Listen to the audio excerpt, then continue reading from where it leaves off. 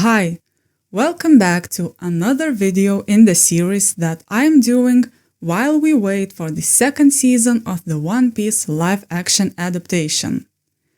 Today, I want to talk about some of the theories that I have for the future of this story. Quick mandatory summary about me. I've seen the first season of the show, and I've also read the first 95 chapters of the manga, so I'm going into season 2 completely blind. Before we begin, I must confess that I have been spoiled a few things and I want to talk about them too. I'll put a spoiler warning on screen, so if you haven't read the manga or watched the anime, you can either skip ahead or just mute me. Okay, so if you're still here, I hope you really don't mind spoilers because this is what I know. The biggest spoiler that I unfortunately saw is that Going Merry is going to get destroyed at some point.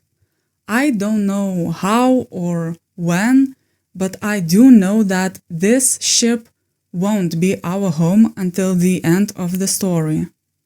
The second spoiler I know is that there's going to be a time skip. Once again, I don't know when or why, but I do know that it's going to be 2 years. And going back to the first spoiler actually, my guess is that Going Merry probably gets destroyed right before that time skip. It would feel like a symbolic ending to one era before we can begin a new one, but that's just my guess. Another thing I know is that Devil Fruit isn't the only power system in the One Piece universe. To be fair, I have theorized that even before I saw that spoiler, so to me it feels more like a super early confirmation instead of a real serious spoiler. There's another half spoiler and half confirmation that I saw, and it's the fact that the mysterious woman from the buggy cover story is indeed Alvida. Once again, I sort of theorized that this might be possible, but now I know for sure. And that's it for the big spoilers.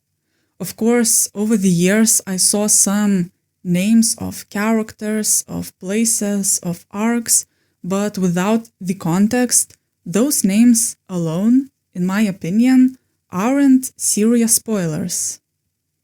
Okay, so spoiler warning can now go bye-bye, and if you've left, it's safe to come back now. It's time to get to the main part of my video. The first thing I want to talk about are potential future members of the Straw Hat crew. Luffy said he wants 10 people on his crew, so I think that's the number we are aiming for. I have a few ideas for those new members. First, we need a ship doctor, but the teasers already confirmed that it's going to be Chopper. I also think we need someone who's like an engineer, so that they could do repairs to the ship, take care of cannons, and other stuff like that. Next, I think that Chopper opens the door for another non-human member at some point in the future.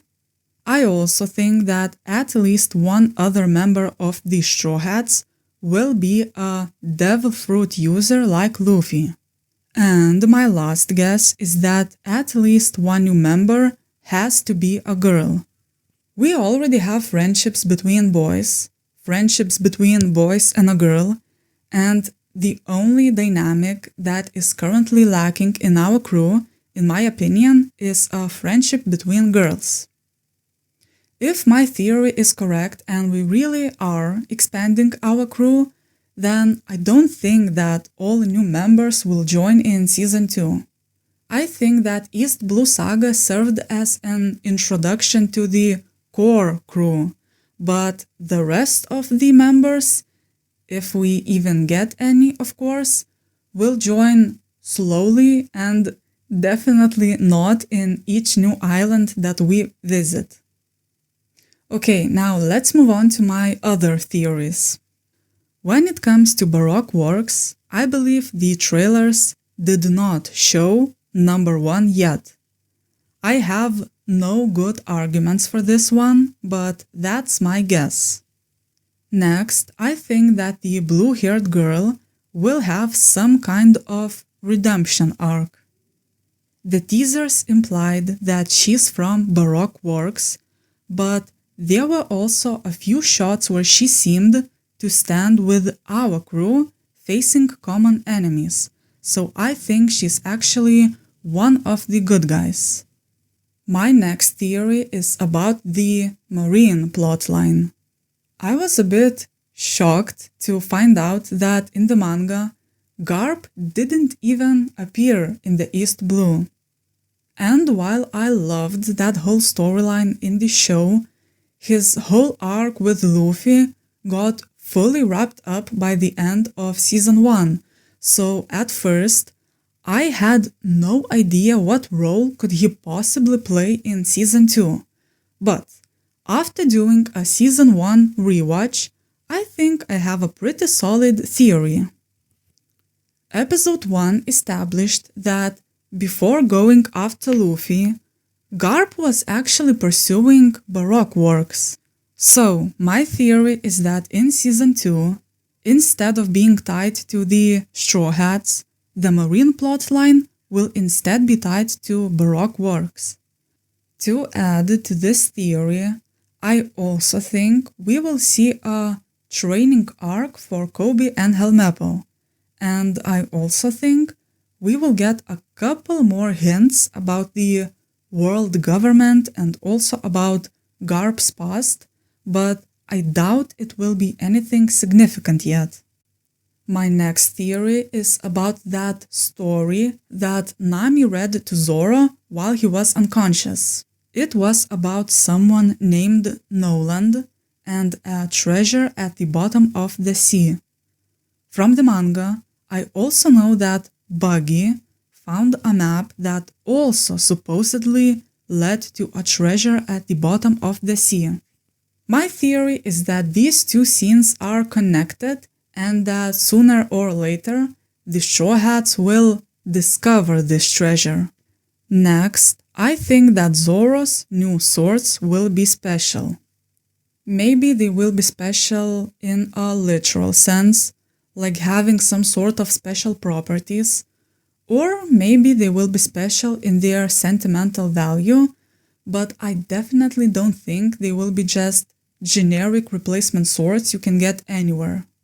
And while I'm on the topic of swords, on my season 1 rewatch, I noticed how there was a shot that really focused on Shanks' sword. So I believe his weapon also has an interesting lore, maybe even a name that we will learn about. My next theory is that Luffy's straw hat also has a deeper lore. He was given it by Shanks, but I think Shanks also received it from someone important, maybe someone in the older generation of pirates. My next theory is that we are not done yet with the backstories of Sanji and Zoro, because let's look at the other Straw Hats. We saw both of Usopp's parents. We know he spent his entire life in the Syrup Village, so there's no mystery there. The same goes for Nami. While we don't know who her real parents are, we know she spent her entire life in Kokoyashi Village, so once again, there's no mystery there. But with Sanji and Zoro, we only know a fraction of their backstories. We know that Zoro trained in the Shimotsuki village, but we know nothing about his family or where he grew up. With Sanji, we know he was a cook on a ship, but how did he get there? So I believe there's more to explore when it comes to these two. My next theory is that Luffy isn't the first pirate in his family. and I have two separate theories here. One of them normal, one of them a bit crazier. My first thought is that Garp's child, or Luffy's parent, was a pirate. I don't know if he had a son or a daughter, but I think something bad must have happened to them, and that's why Garp doesn't want Luffy to go down that path. And if he still chooses to do so, Garp wanted to make sure that Luffy was ready.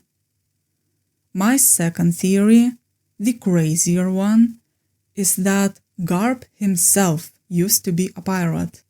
When he saw Luffy's wanted poster, he said something along the lines of, "Maybe there's some of me in him after all." And sure, that could be literal, like referring to general capabilities and strength, but I think there's a tiny chance that it could refer to Garp's own piratey past. My next theory is that Luffy's bounty will increase. One interesting detail I noticed on my Season 1 rewatch is that we never saw Gold Roger's bounty, even if we saw the wanted poster itself. Sure, I saw a lot of zeros, but we never got the exact number, and I believe this is intentional. Gold Roger currently serves as a roof, as a kind of power ceiling, and I think that as Luffy gets stronger, his bounty will also increase until it's greater than Gold Roger's. My next theory is about Shimotsuki family. On my Season 1 rewatch, I noticed that Kuina's last name is the same as the name of the village, and you don't get a whole village named after your family if that family is not important. I had a complicated journey with this whole story. When I watched the show for the first time, I thought that Kuina is either still alive or her death wasn't an accident at all. After reading the manga, I changed my mind because one panel actually showed her body, plus the manga confirmed that the sensei was actually her father. But after my rewatch and noticing this one detail, my suspicions are back. I still believe that Kuina is dead, but I once again think that there's something shady going on in that family. I don't think her father just straight up killed her, but I believe that the whole Shimotsuki family is definitely coming back into the story at some point. My next theory is that Shanks stole the gum-gum fruit from the Marines. To be fair, it's not really a theory and just a logical conclusion, because the box where the fruit was kept had a Marine logo. But I think those Marines were important, not just a random unit, and we will find out more about how Shanks got that fruit. My next theory is another logical conclusion, and it's that the teasers already revealed the entrance to the Grand Line. In Season 1, Nami mentioned rivers that run uphill, and in the teasers we saw a narrow canal between two very tall cliffs, so I believe that's the place that Nami spoke about. And lastly, I have another logical conclusion, and it's that Season 1 dropped a lot of names we will see in the future. Some of the examples I wrote down include a place called Jaya, a pirate named Bellamy, another pirate named Foxy, but the last letter was torn off, so I'm not so sure about that, and a commander-in-chief named Kong.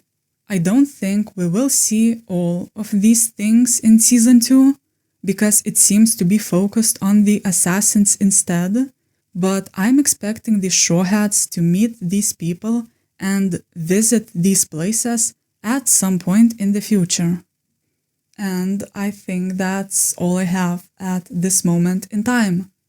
Share your thoughts in the comments, but please don't leave any spoilers without warning. Thank you for listening. If you're interested, you can subscribe because I will continue talking about One Piece. But for now, goodbye and I'll see you next time.